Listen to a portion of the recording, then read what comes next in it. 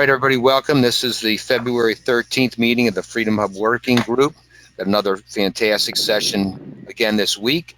And before we get started, just want to remind everybody that these are recorded. So if you can't come, a couple things happen. You get a notice telling you who's coming up. And in that same notice, there's always a link to the one that was the week before. So you have a chance to go backwards and review it. They're also beginning to be posted on two separate websites. So there's one that we've got of our own that's part of the offshoot of the hub, and this one is called the Health Freedom Hub. And you'll notice already posted on there, there's about 80 plus interviews, but here are the first three that are from the working group. So it's John Goodman, Chris Street, and Stephen Moore. And then they're concurrently posted here on Brighteon, if you're familiar with this, which is the kind of the free market competitor to YouTube. And so they're starting to be posted over here. What's nice about them over here is that you're able to get kind of more notoriety beyond anything you're doing on your own website, a la YouTube, where other people see it and so on. This is like their main page. So you can see there's a lot of stuff and topics and channels and whatnot. So Charles, why don't you explain a little bit about today and we'll get cooking. Thanks, Jeff, and welcome, Kerry and Michael. So we've had a lot of good high-level speakers and topics since September, including John Goodman and Steve Moore and others. And today it's really fantastic to be able to talk about this issue that not many folks really know about, but those who do know it like getting hit by a Mack truck. And you'll understand why soon enough. If you act independently with the public schools or your doctors, or the hospitals, or even in family court, the government will threaten to break up your family with a child protective service. And it really is a scary issue when you get down to it. So I'm excited for Kerry McDonald from the Foundation for Economic Education in Harvard to talk about some of her blogging on the issue. She has a new book out on homeschooling that she'll probably want to discuss. And so she's a budding expert in this broad topic, and it is very broad. And then we'll have Michael Ramey from the Parental Rights Organization talk about an amendment that his group is promoting to restore a balance with the government on how families can operate independently and raise good kids. And so I really look forward to what they say, and then we'll open up to Q&A. So have at it with the Q&A part. And coming up, I always preview the next few weeks, the next 4 weeks specifically, on who's going to be coming up. So, every week is going to be fireworks and great stuff. Next week, we have Roman Buehler, who's a former counsel to Newt Gingrich when he was Speaker in the House. And Roman has a project to use the Convention of the States process to pass a new amendment to the Constitution to require an additional congressional passage of regulations if they are what's called economically significant, if they have a real big impact on economic growth. So that's a sledgehammer approach to slow down some regulations that can hurt economic growth. Invite your friends to that. The next week we have Joel Salatin. I think that's how you pronounce his last name. He's an innovative farmer in the Shenandoah. He's big into the rights of local farmers to sell food without too much government interference. Think raw milk, artisan cheeses, etc. It's a real hassle to be an entrepreneur if you're a local family farmer. So we'll talk about those issues February 27th. The next Wednesdays, getting into March, I'll just talk about the first 2 Wednesdays. March 6th, we have Becky Akers, who for a long time has written about immigration rights, but more specifically for this Wednesday, Transportation Security Administration, the hassles of flying and screening at airports. So we're really going to pile on TSA that week. So bring your friends. Everyone hates TSA. And finally, March 13th, Jacob Hornberger from the the Foundation of Freedom Future, FFF organization. They have a great daily email. They get the best stories. If you're not subscribing to that, he might talk. I think he's going to talk about the difference in the economy and freedom from 100 years ago till now. And some folks like those big issues like we had with David Beto a few weeks ago on mutual aid versus welfare. So, Jeff, I think we'll let Kerry start. If you have anything else to say, Jeff? Oh, I think that's a perfect position for her to jump in there. So, Kerry, if you'd like to kind of add anything else that Charles maybe left out, and have at it. Sure. Thank you so much for inviting me here today. I'm thrilled to be here. Also delighted that Michael can add his voice, as I think that parental rights is really the crux of the issue.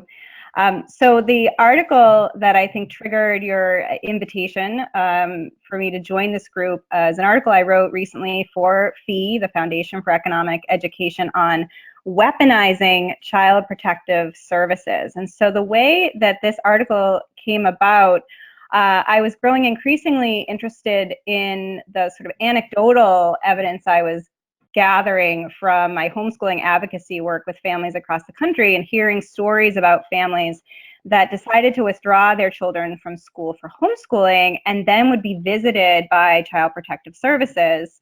And often, most often, these investigations were completely unfounded. It was a case of parents not being satisfied with the school, potentially disagreeing with the school on certain aspects of the child's education or care. For example, refusing to put their ADHD child on medication the way that the school would have wanted, and that sort of thing. So I thought that this was something around homeschooling, and there was a recent case of a lawsuit in my home state of Massachusetts of a homeschooling family that was suing the school district because of this very issue, removing their kids to homeschool and then being visited by CPS.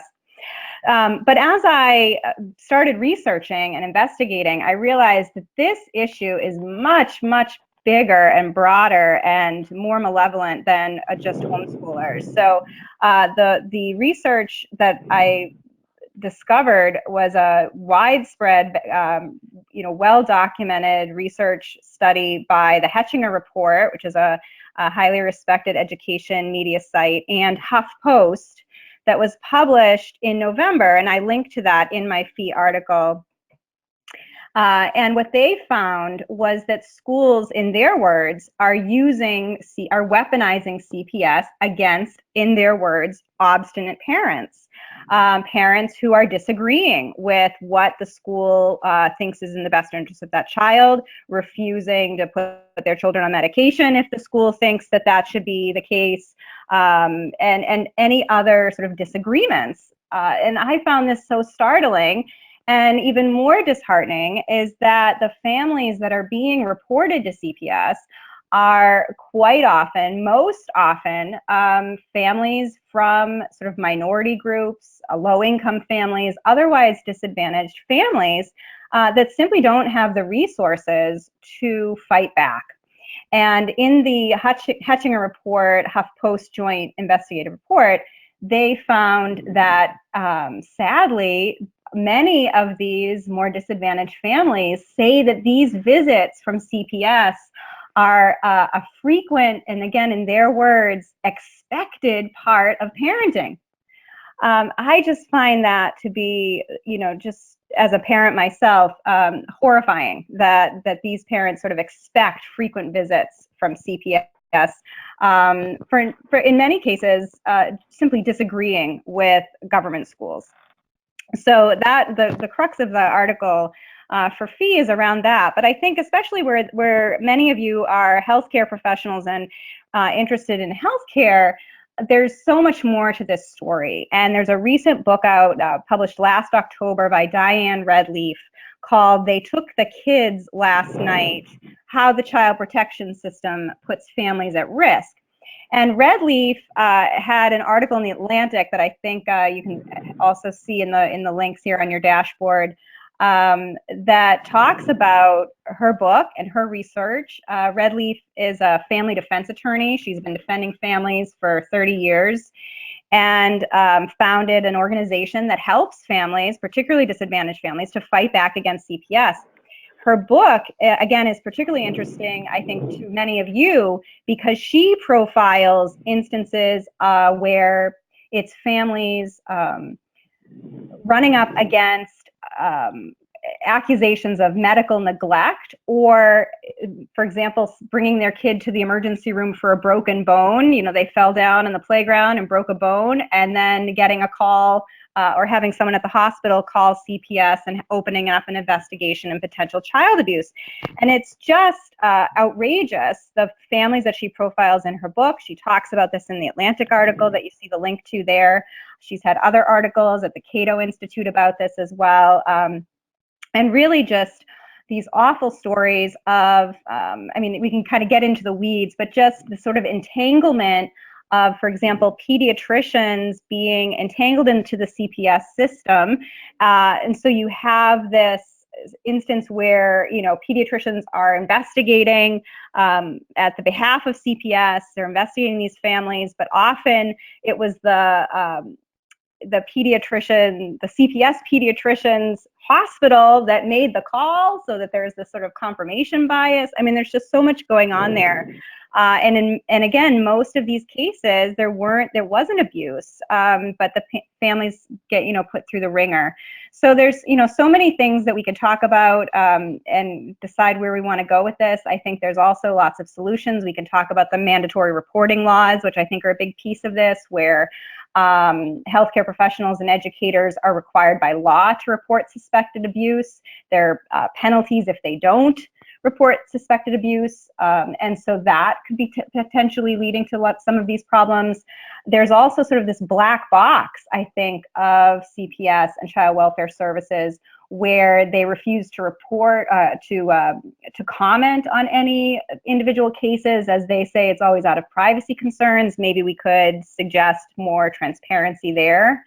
And then the other piece, in fact, just this Sunday in the Boston Globe, there was a front page article, an awful, disheartening story about a mom who lost custody of her 6 children after a long battle with CPS. And as I was reading the story and just finding it, you know, just so sad, that I just kept wondering, why wasn't anyone charged with a crime? How were these children removed from this mother, and she had her parental rights severed, and no one was ever charged with a crime? It's like a shadow judicial system. So yeah, you're right. There's so much we can talk about here, and maybe, you know, get to some solutions. I had myself muted. That was very good, Kerry. Before we kind of start to get into a bit of a discussion, why don't we let Michael chime in a little bit and kind of stir up the pot a little bit more, if that's possible. Michael, are you there? I'm here. Yeah, why don't you kind of take it from what she's been describing, and then we'll kind of open up and get some feedback from some of the others. Okay. Yeah. So Kerry kind of hit a nerve for me, because I'm with parentalrights.org. We're into the whole broad area of parental rights. Our primary reason for existing as an organization is to preserve the traditional role of parents in the text of the U.S. Constitution, which it turns out is a very big, long-term project, especially needing 2/3 in the Senate, 2/3 in the House in our very divided, very contentious political atmosphere right now. That's just been impossible. But that's our big picture thing, because we recognize, as Kerry already alluded to, that, you know, parental rights are the foundational concern. They're the bottom line for all of it. If we protected every other liberty, but we lost our parental rights, then a generation from now, all those other liberties disappear. The ability to direct the upbringing, education, care of our children is what everything else is built on. And so she's pointed out some of the major concerns that we have, but I think the one that gets me the most personally is the new subspecialty field that has just been adopted in the medical field over the last 5 or 8 years of child abuse pediatrics. Diane Redleaf talks about it a lot in her book, They Took the Kids Last Night, that Kerry already mentioned. And it really, that's the thing that really grates me, because it's based on this lie that a doctor can look at a particular injury and say, okay, this was caused by abuse, and they can diagnose abuse and they can diagnose a guilty verdict, and they often will read an x-ray and they disagree with the radiologist whose specialty is reading x-rays, or they'll look at a child with a brain injury and they'll disagree with the neurologist whose specialty is brain surgery. And yet, because they're a child abuse pediatrician and they're saying, well, this is child abuse, then their diagnosis is something that the CPS can just carry into the courtroom and say, yes, here's a medical expert who's saying this was abuse, so we need to take the kids because mom or dad did this. And they don't have to say when or where or how it happened, or even whether it was mom or dad. They just have the doctor saying, well, this is child abuse, and they'll take the kid for that. And nothing grates on my nerves more than having a pediatrician or any professional whose entire career definition is based on their being able to go into a courtroom and diagnose a guilty verdict. That's not the way our legal system is supposed to work, but that's the way our medical system has set up for our legal system to work. And so what we have now is, for instance, with shaken baby syndrome, we'll have in one courtroom, a judge is overturning a verdict from 15 years ago where dad was sentenced to life for shaking his baby to death because the science doesn't hold up. And the next county over, a dad is being sentenced to life for shaken baby syndrome because a medical child abuse pediatrician has gone in and testified that, this is the diagnosis, this child was shaken to death. And so there's just this inconsistency from courtroom to courtroom because of this specialty that this is my personal opinion, but the specialty just really shouldn't exist. There's no scientific basis for it. And it really is being used to destroy families. Now, I would say this about CPS or DHS or DCYF, whatever it's called, wherever you are. It's this, that, okay, there are those masterminds out there who can game any system. Any system can be gamed by somebody. But if we have a system that is consistently being gamed all over the country by not criminal masterminds, just average folks, whether it's the school system or the medical system or whoever it is, then there's a problem with that system. And we need to fix our child abuse system because it's being gamed by the schools, it's being gamed by the hospitals, it's being gamed by anybody and weaponized. That's a great word, Kerry. It's being weaponized against innocent families, and there need to be safeguards to our liberties to keep that from happening. So parentalrights.org, in addition to our big long-term goal of passing that amendment, we are working with a bipartisan coalition of like-minded organizations, and it's actually that United Family Advocates that Diane Redleaf is the co-chair of, and we're working with her. She kind of tends to be on one side of the aisle. We tend to be on the other. But when it comes to parental rights, I love Diane Redleaf. We are 100% in agreement. And so because we're on opposite sides of the aisle, we have different sets of friends. And we can go into Congress and talk on either side of the aisle and say, look, we need to get this done. One of the things we're working on is we need to change anonymous reporting to confidential reporting. We understand about not telling the alleged perpetrator the identity of who called, because if it's a real child abuse situation and that's a real abusive person, that could cause risk. We get that, but somebody needs to know who's making that call, because if people are abusing the hotline, those trends are going to show up over time. And so we need to be able to record that. So that's one of the things that we're working on, and that's an important one. So, but there are other things that we're working on as well to try to amend CAPTA, to try to change the laws, to try to change the way states handle these situations. We want to be able to protect the innocent families. The hotline calls, based on the national figures, the AFCARS study, that's where the federal government, the Department of Health and Human Services, gathers the numbers from all the different states and compiles the data and releases it about once a year. According to the most recent one, about 83% of investigations turn out to be unfounded, and so we're talking only about 1 in 6 are actual cases of abuse, but every one of those causes trauma to the family that's under investigation. So 5 out of 6 are causing, and the only trauma that child ever suffered was at the hands of CPS. Whereas if it's an anonymous hotline call, then the number drops from 17% to 4%. And that's just unconscionable. So we want to that's one of the things that we want to fix. It's Kerry again. I just want to add to Michael's great overview that I think part of the reason that we're seeing sort of uptick in a lot of these anonymous calls is related to the sort of larger if you see something, say something mentality that we've had since 9/11 and sort of focused on suspicious activities, and that I think has led to nosy neighbors or passersby just thinking that they can place an anonymous call and that they're doing the right thing, and they're not realizing the consequences of their actions to innocent families. No, I fully agree with that. And part of that is systematic. I mean, part of that is a problem with the system, because people have a certain expectation of what is going to happen. And I don't think that's actually what happens. And people are expecting that folks will just check and make sure the kid's okay.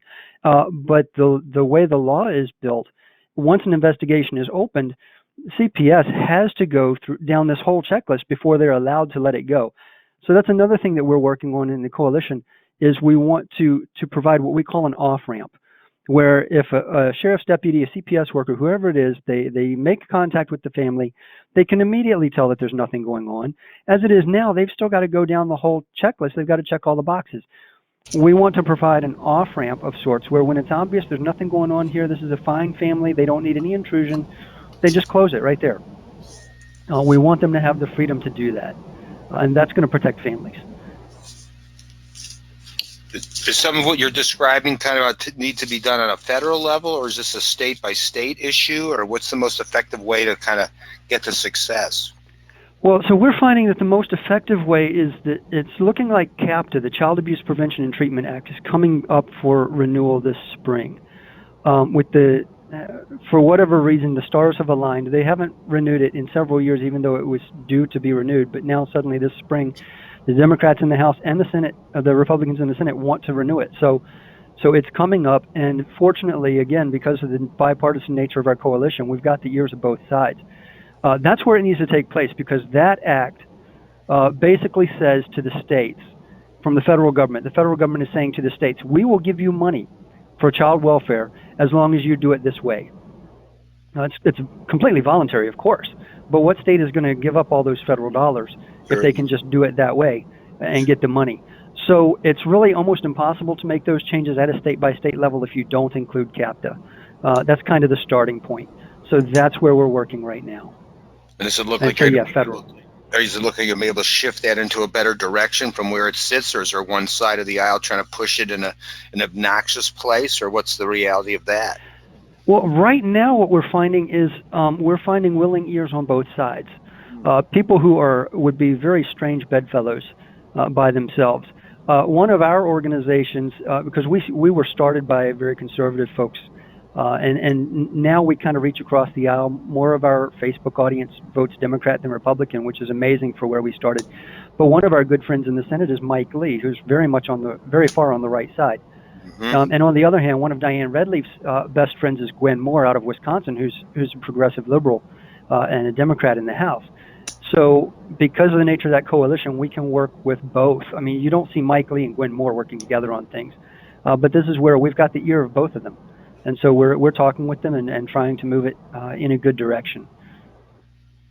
Where do you think you'll be able to get it to go? I mean, what would be a nirvana as far as what you think you could actually accomplish in reality? Wow. So that confidential reporting, as opposed to anonymous, is a big thing for us. The off-ramp is another big thing. One of the biggest things is a set standard for removal. This is huge. It's like if you can't check these boxes, you don't remove a child. Maybe there is some neglect going on. Maybe there is some maltreatment. But if it doesn't reach this level, if it's not immediate, if there's not an immediate danger, solid evidence that there's an immediate danger of physical or immediate risk of physical danger to the child, then you don't need to remove the child. If the child has a health condition and they need medical treatment, then maybe you need to go before a judge and you need to get a court order to order that medical treatment. But if it's not life-threatening, if this is something that's, this could be bad if it's left untreated for the next 6 months, you don't have to do an emergency removal. You just need to go before the judge and say, hey, look, we're going to have to court order this because folks aren't doing it. And I mean, that's a bad case. That's a bad situation. But the fact is there are CPS, agents and agencies out there who will take children away over much more menial things than that. I mean, it's just trivial. Yeah, it's an easy thing for them to do. So what else can we do to help? Any individuals or any of the people that have some influence in blogs and whatnot, what can we help do to drive your activities? I would say the biggest thing, really, and this might seem basic and boring, but really the biggest thing is call attention to it. Really, this goes on in large part because people don't know. Like Kerry said, people make this call. You see something, say something, and they make the call, and they never really expect the kind of trauma it's going to impose on that innocent family. So let them know. Tell them in advance. This is what to expect. This is what is happening, and just get the word out there. Well, that's a good one for sure.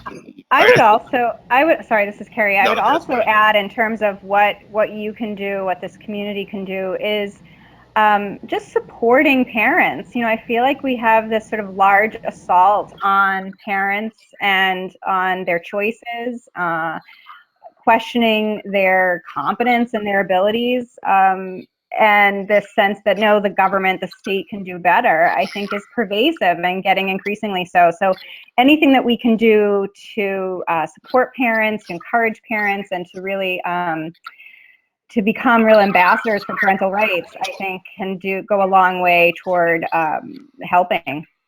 Fantastic. Who's there? Charlie. Yeah. If we maybe could remind folks to click the raise hand symbol if they want to ask a question, in case we get a lot of folks jumping in at the same time, that might help keep an order to the questions. Do you know that raising hand symbol? I got a couple hands up right now. I'm trying to kind of mute or unmute as I can see. I do have a question. Ed, once you start. So other folks have said that problems that exist with that whole family breakup incentive stems from a standard CPS uses that is subjective. And I think, Michael, you got a bit on that with a standard for removal. That right now, CPS can come up with any reason because their standards are subjective. Negligence. I think negligence is the standard, which is a subjective word. Number two, what about that law Hillary passed to federally bonus foster parent placements that some folks name as a incentive that has exacerbated removal decisions to get that federal matching money for foster placement? Have you heard?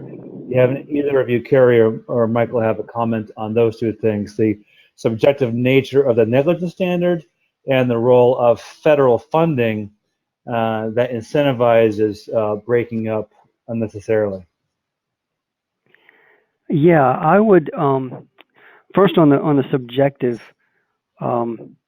Yeah, there are some states that are starting to tackle that. I believe it was Arizona, it might have been Utah last year, passed a law that pretty much lays out what neglect is not.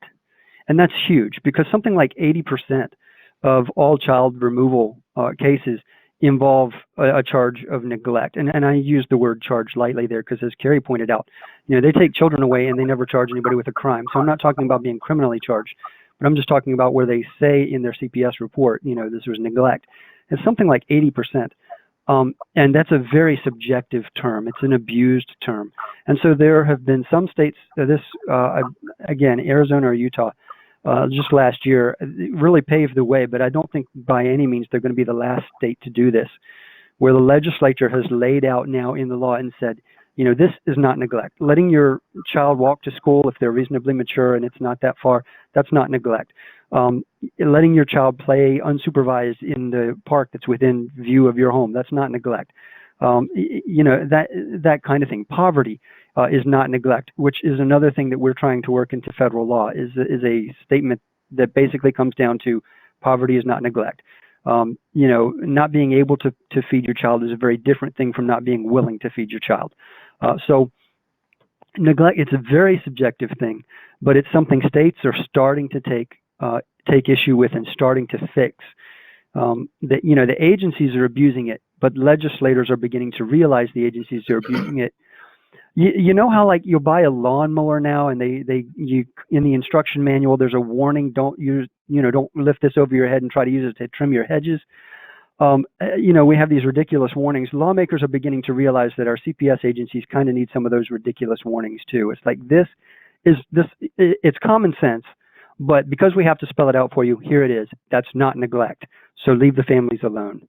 But it is. It's very subjective. Whether you get a good judge or not makes a huge difference in a family case. And that's not the way the law is supposed to work. It's supposed to be, if you get any kind of decent judge at all, you're going to get similar results because it's similar laws, but it's so subjective. And I would add, regarding the federal funding for foster care, that's another issue in the CAPTA bill and in the American Safe Families Act, ASFA or ASFA, that the coalition is looking at. It's a little down the road because CAPTA is suddenly we have that opportunity now, but we are looking at that too. We want families, you know, if you do have to take children away from their parents, most of those kids, their parents are not the only family they've got.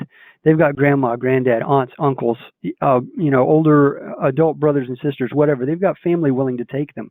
But ASFA, which had a good intention, but it is abused, and it does give incentives for foster care that the state doesn't get if they put that child in their aunt's home or if they put them with grandma.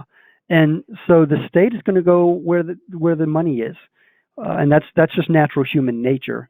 And unfortunately, you know, when you have governments are made up of people, so we do want to tackle that too. It is definitely an issue that needs to be addressed.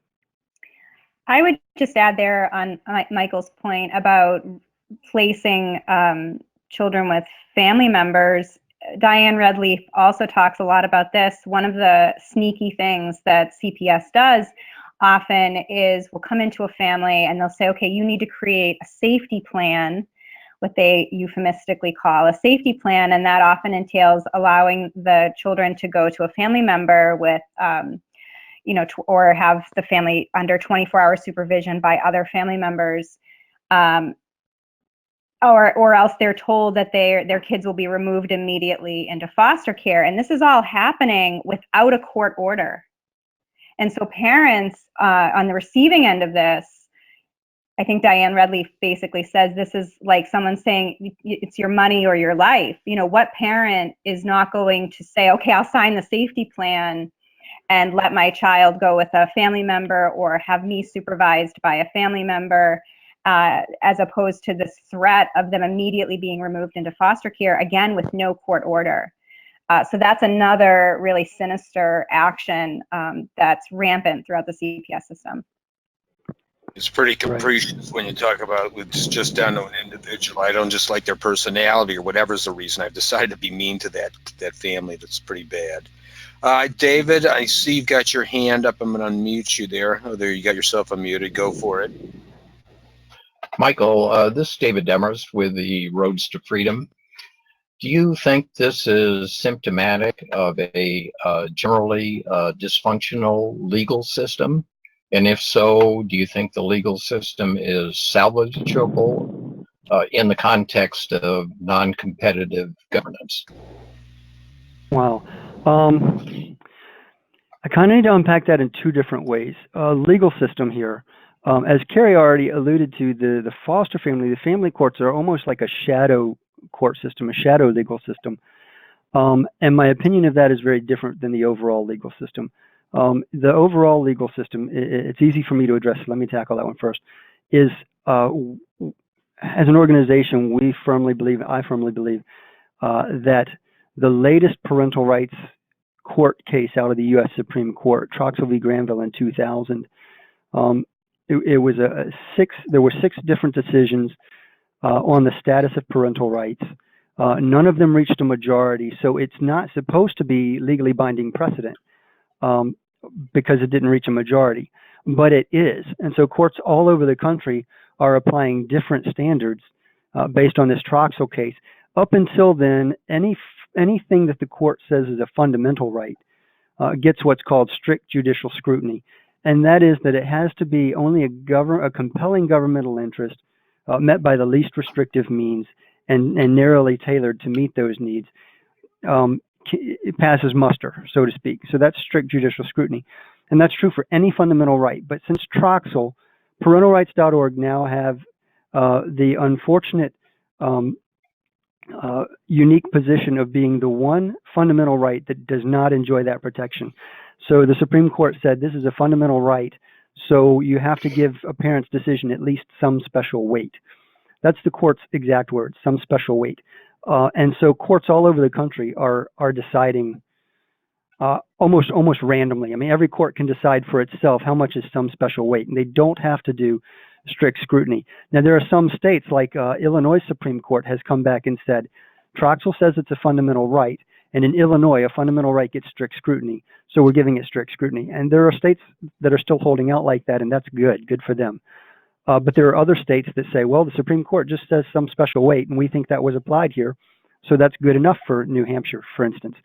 And so that's a problem we can definitely fix. I think the Parental Rights Amendment could fix that.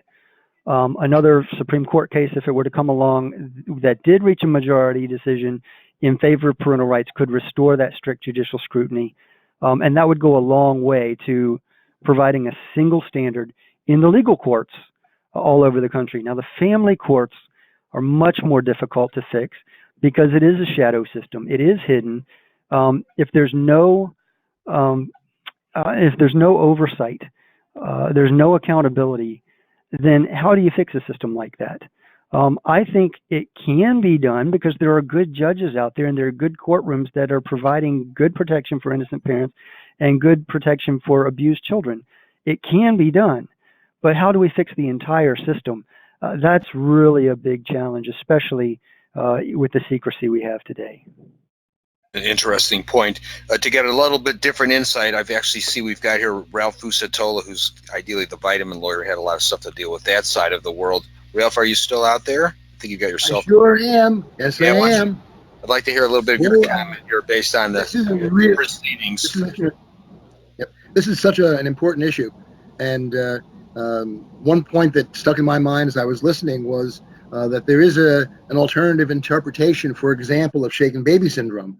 Back in either 2013 or 2014, I forget which year, Natural Solutions Foundation hosted a 3.5-hour webinar on shaken baby syndrome, in which we had a number of world experts, including Dr. Michael Innes and then a few others who have been in the medical profession for many decades. Innes is in his 80s now. And when he was a very young doctor, he is probably one of the few doctors alive today who actually knows what non-Siemens scurvy is. That is scurvy gotten by people who are so depleted in vitamin C that they have scurvy, and he was able to compare the injuries that are seen in non-Siemens scurvy with injuries that are seen in vaccine adverse reactions. And in his considered opinion, almost every case of shaken baby syndrome is actually a vaccine reaction. And so it's important to get to those people who are concerned about the issue of parental rights and about the significant number of fathers, especially, who are in jail right now over shaken baby. That it is not, necessarily someone's violent act. It could be a reaction to a vaccine, which actually can cause bruises and similar indicia. There are certain specific problems that if a baby were actually shaken to death, there would be certain type of specific injuries to the spinal column, especially in the neck area, which do not occur in many cases of shaken baby syndrome, and which is a clear indication that these are actually adverse reactions. So that's one area of concern. The other area of concern that I have is that there are a number of vaccine pushers who are taking the position that not vaccinating your children is child abuse. And that is a really dangerous situation that is developing. And it's really important to make it clear that a conscientious objection to vaccination should never be considered child abuse. So those are the two areas where I was really concerned. And I have actually had occasion, back when I was in practice, to counsel a young couple who went through the tragedy of a child dying of sudden infant death syndrome, which again is almost always actually a vaccine reaction.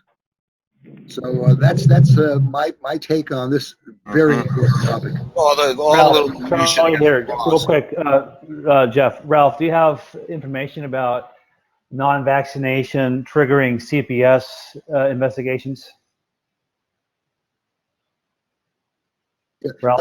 Do I have specific information? Only stuff I've read. A lot of the pro-vaxxers seem to be making sounds like that on YouTube, not on YouTube, on Facebook. So I've seen comments about that. I cannot tell you that I've actually been involved in any cases where that's happened so far. But of course, it happens in expressions of opinion probably before it happens in the real world. So it's something to be alerted to. But the shaken baby syndrome issue with fathers, especially in jail, is very real and tragic. As I said, I had at least one occasion to counsel a couple that went through that tragedy, and I was able to, because it was the daughter of an old friend of mine. I was able to counsel the father on what he had to be really careful about, because in the shaken baby syndrome cases, and one of our experts was a former police official who actually handled such cases before he understood what he was doing.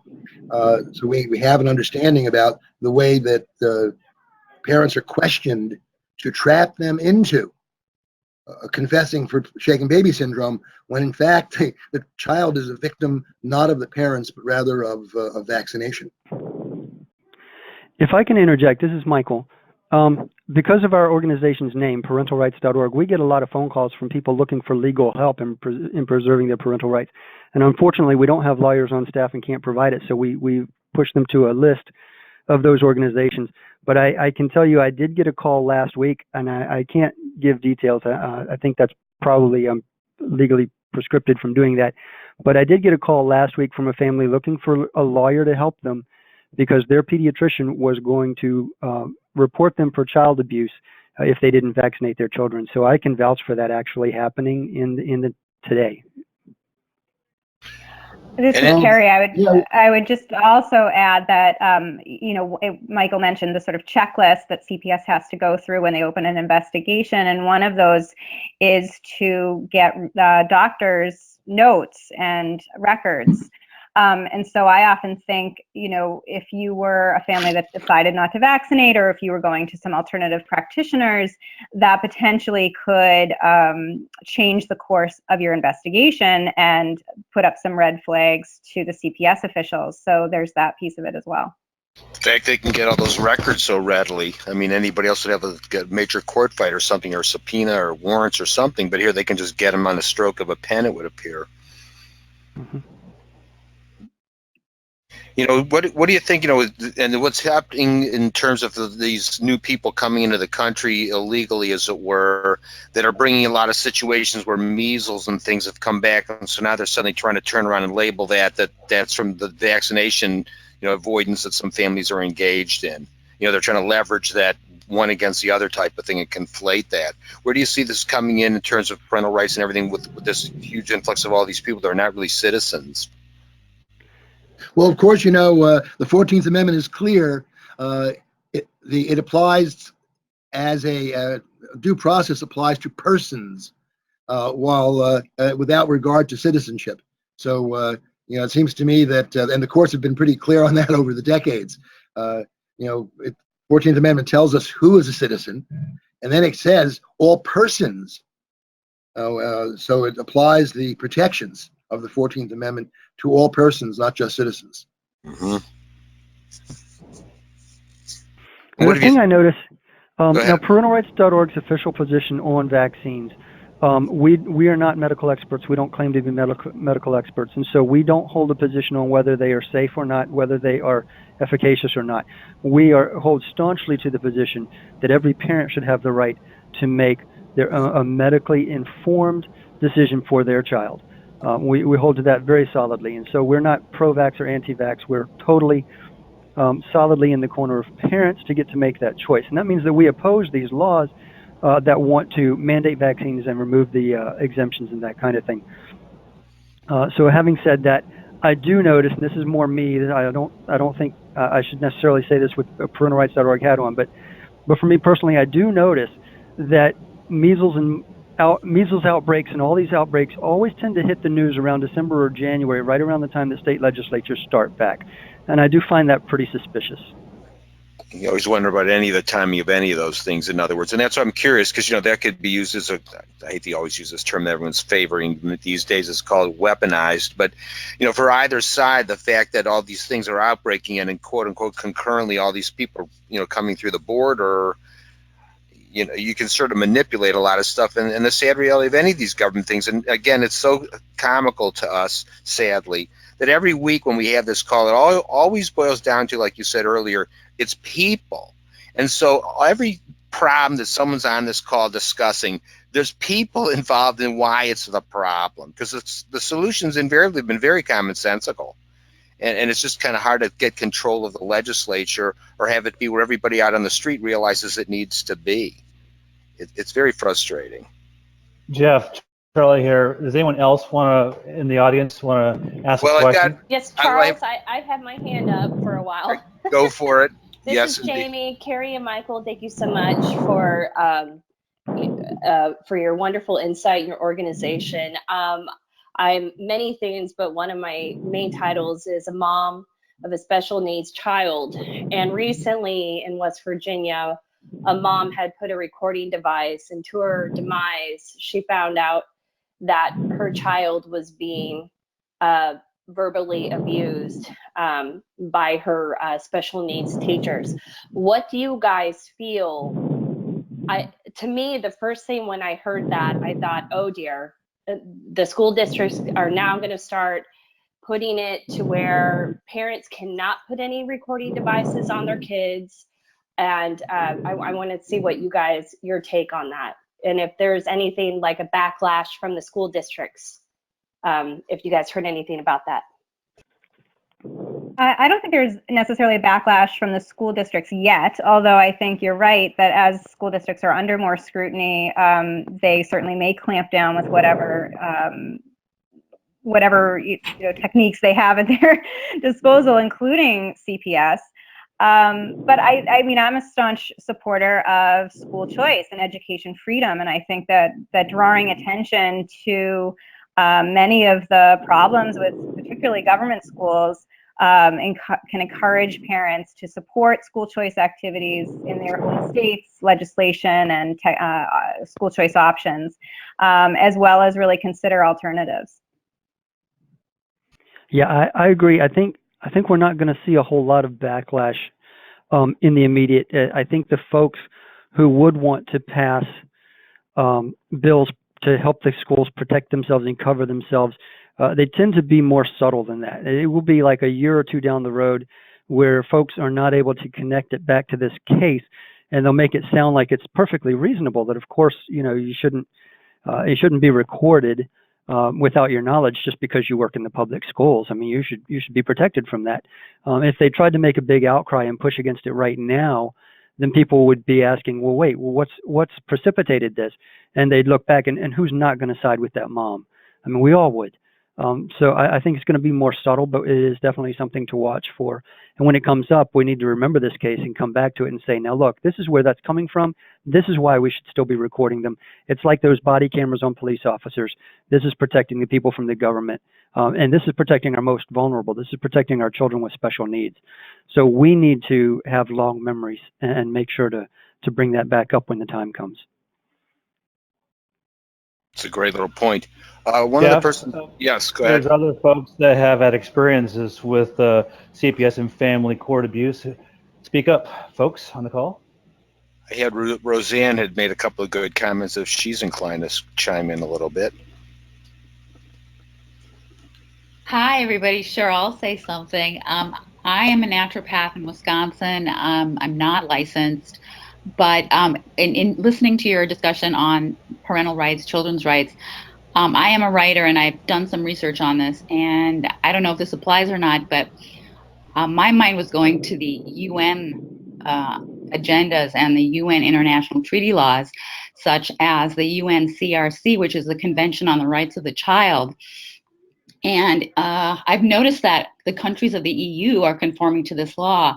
And I believe that their agenda is for all countries to conform to this law. So, we're looking at the US federal laws aligning with the UN agenda. And therefore, states don't really have autonomy, but this is where you would want autonomy. You'd want autonomy in the states to be able to either exempt from these types of laws or, like the medical cannabis laws. The states have autonomy there. They're going against the federal mandates. So these are just some of the other issues that kind of surround this parental rights issue. It's kind of bigger than what it seems to me. Does anybody have any comments on that?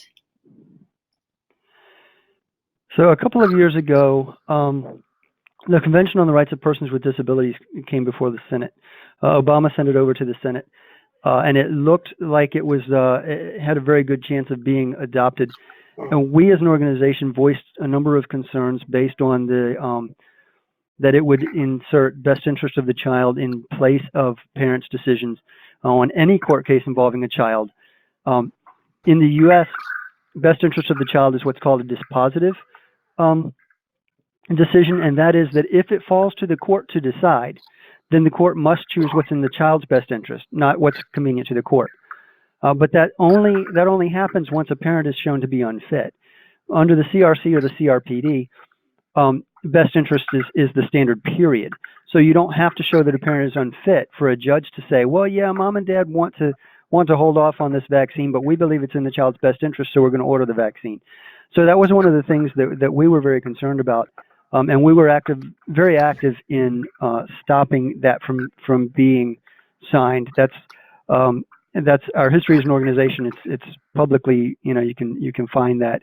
Our president at the time, Michael Ferris, was one of the folks to testify against it in the Senate hearings, and very adamantly. So we're very much concerned about that. But strategically, we're at a standpoint right now where if we're ever going to get Democrats to work with us on our amendment, then we need to not bring up the UN thing, because that's a very divisive issue. And it's not a threat right now with a Republican president, Republican Senate. Neither of those is going to be signed or is going to be ratified by the U.S. Until there's a change of leadership. So we've been able as an organization strategically to downplay our concern with that, to not have to bring it up or address it or deal with it. Because frankly, we agree with Democrats on parental rights apart from the UN, and that's the common ground we've been trying to build. But we are aware of that UN agenda, and it is very concerning. Okay, thank you. Brittany, I think I see you got your hand up here too. Yeah, so Michael addressed this a little bit, but I'm just wondering, HSLDA, the Homeschooling Legal Defense Association, provides legal support for parents who are being threatened by school districts and local governments. I'm just wondering if there's any kind of similar organization for people more generally, if someone has a threat from CPS or a threat from a medical person or a school or something. Is there a more general organization that serves that need? Yeah, I think Diane Redleaf's organization, the work that she does with families, I'm trying to see if I can figure out the name. Maybe Michael knows off the top of his head. Resource, I think it's Family Resource Center. No, Family Defense Center. That's it. Family Defense Center in Chicago. Now they're predominantly in Illinois. Most lawyers are licensed in one or maybe two states, and so that limits, the scope of their organization. But she's at the she founded the Family Defense Center in Chicago. She's not there now. Now she does a family consulting. I forget the name of her current business. But the Family Defense Center in Chicago is still about that work. They're predominantly in Illinois, though. Okay. Okay. Great. So what we point people to, if I may, is parentalrightsfoundation.org/legal. There's a list there that we've put together of some organizations.